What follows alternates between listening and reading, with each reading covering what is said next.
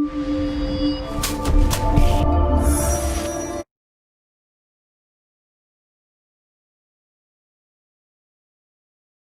name of Allah, who is the most beneficent and merciful. Assalamu alaikum, dear students. Hope you are doing well. Our topic is kinds of sentences and subtopic imperative and exclamative sentences. Objectives are you will be able to know and understand imperative and exclamatory sentence, know about subject and predicate, know about exclamation sign. Students, now tell me, what is a sentence? Good. Words or group of words which give us complete sense is called a sentence. What is the other name of declarative sentence? Superb. The other name of declarative sentence is assertive sentence. What is the name of this sign? Well done. Question mark. कल हमने sentences की 2 kinds के बारे में पढ़ा था. कौन कौन सी थी वो kinds? Good. Declarative, assertive sentences, interrogative sentences. Today we will discuss about exclamatory and imperative sentences. Now look at these pictures. Keep quiet. खामोश रहिए. God have mercy on us. अल्लाह ताला हम पर मेहरबान हो. Please give me a pen. मेहरबानी करके pen मुझे दे दीजिए. Let me help you. आइए मैं आपकी हेल्प करूं. इस सेंटेंस में ऑर्डर दिया जा रहा है. Keep quiet means खामोश हो जाइए. God have mercy on us. इस सेंटेंस में entreaty means दुआ की जा रही है कि अल्लाह ताला हम पर मेहरबान हो. Please give me a pen. इस सेंटेंस में रिक्वेस्ट की जा रही है कि मेहरबानी करके मुझे पेन दे दीजिए. Let me help you. इस सेंटेंस में सजेशन दी जा रही है कि आइए मैं आपकी हेल्प करूं. ऐसे सेंटेंसेस जिनमें कोई ऑर्डर दिया जाए, दुआ की जाए, रिक्वेस्ट की जाए या सजेशन दी जाए, उन सेंटेंसेस को इंपेरेटिव सेंटेंसेस कहते हैं. Now look here, how sweet this mango is. आम कितना मीठा है. What a beautiful painting this is. Painting कितनी खूबसूरत है. What a difficult poem this is. Poem कितनी मुश्किल है. स्टूडेंट्स, आम को देखते ही जो सडन हमने फील किया कि आम कितना मीठा है, और पेंटिंग को देखते ही कि पेंटिंग कितनी खूबसूरत है, इसी तरह पोइम को देखते ही कि ये पोइम कितनी डिफ़िकल्ट है. सो ऐसे सेंटेंसेस जो हमारी सडन फीलिंग्स और इमोशंस को जाहिर करें वो एक्सक्लेमेटिव सेंटेंसेस होते हैं. यहाँ एक और इंटरेस्टिंग बात, जो एक्सक्लेमेटिव सेंटेंसेस होते हैं उनके लास्ट पे एक्सक्लेमेशन मार्क यूज किया जाता है. Wow, amazing. Birds are flying in the air. परिंदे हवा में उड़ रहे हैं. Now tell me, what is subject in this sentence? Good, birds. Bird subject क्यों है? Very good. सेंटेंस में जिसके बारे में बात की जा रही हो वो सब्जेक्ट होता है, और इस सेंटेंस में किसके बारे में बात की जा रही है? वेरी गुड, बर्ड्स के बारे में बात की जा रही है. सो बर्ड्स क्या है? Subject. Now tell me, what is predicate? Excellent. Are flying in the air. अब आप मुझे ये बताइए, are flying in the air ये प्रेडिकेट क्यों है? क्योंकि प्रेडिकेट में वर्ब का होना लाजमी है। अब इसमें फ्लाइंग क्या है? वर्ब है। So are flying in the air is predicate. But subject and remaining part of a sentence, that is are flying in the air, is predicate. Now open your book page number 79. Let's start reading. 3. A sentence which give an order, makes a request, an entreaty or a suggestion is known as an imperative sentence.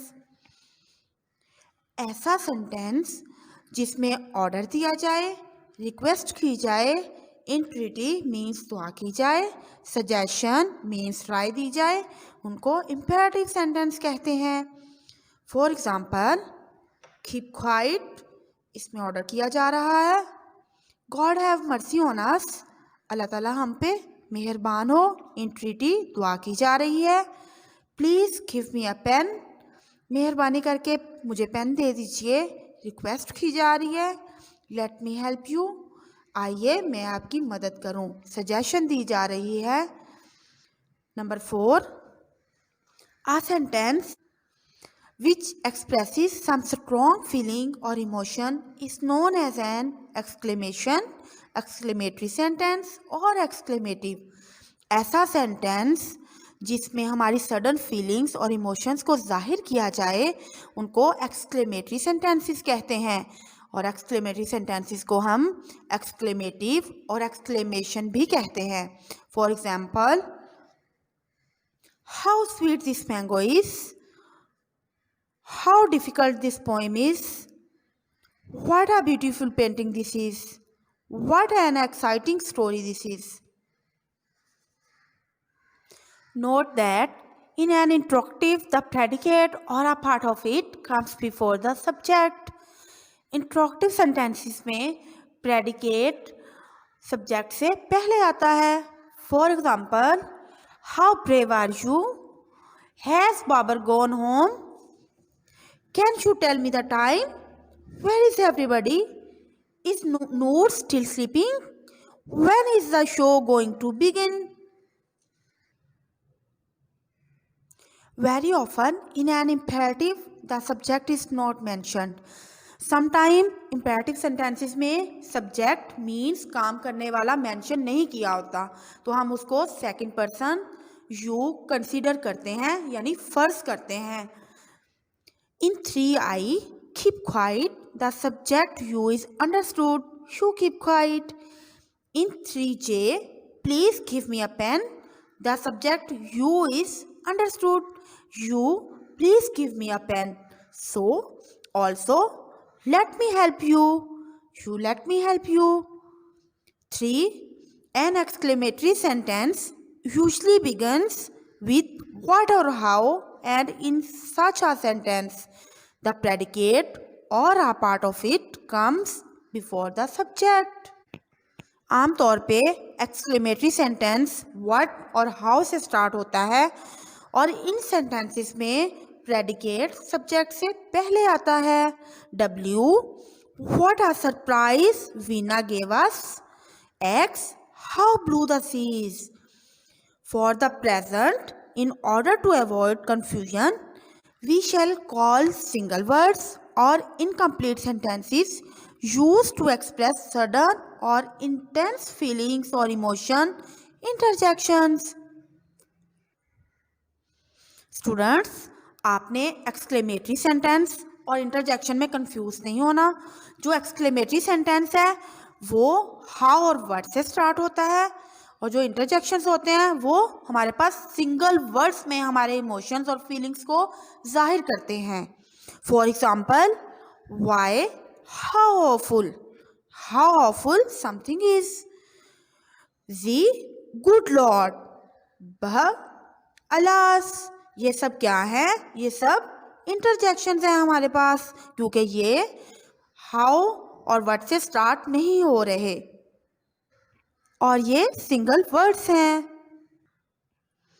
Only complete sentences which express sudden or intense feeling or emotion, usually beginning with how or what, will be called exclamations, exclamatory sentences, or exclamatives.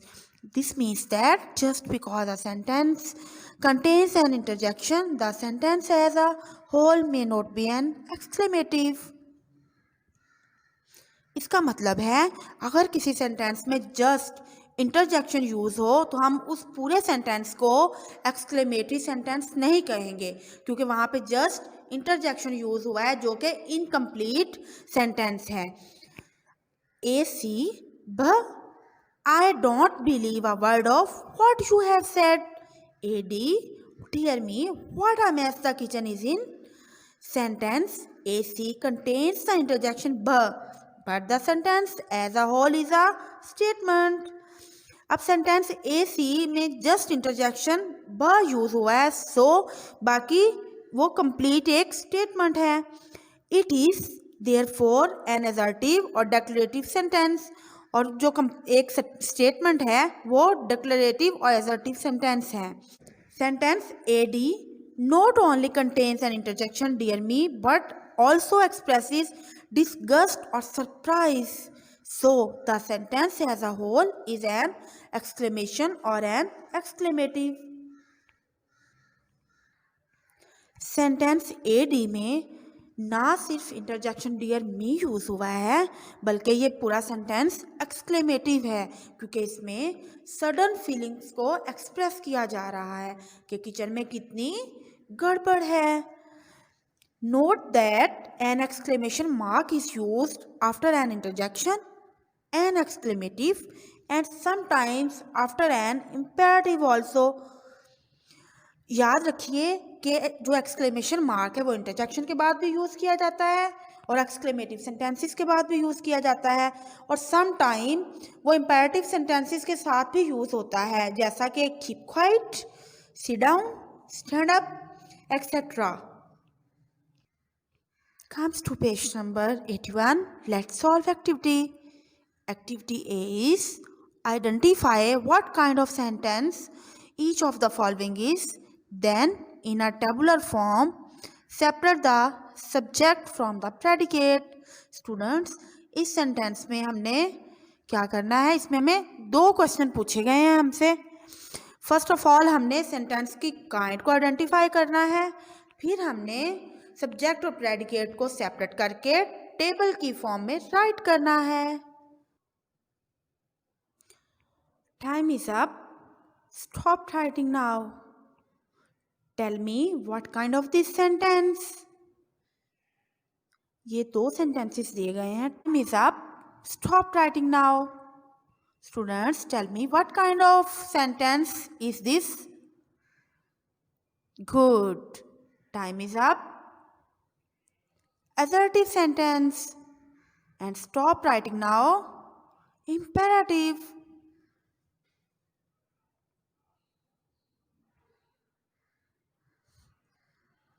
Time is up. Declarative or assertive. Stop writing now. Imperative. Why were you absent yesterday? ये sentence की कौन सी kind है? Wow, wonderful. It's इंट्रोक्टिव.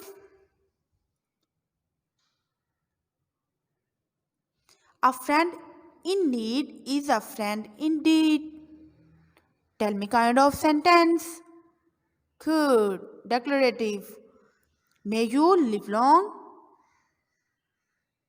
Well done. Imperative.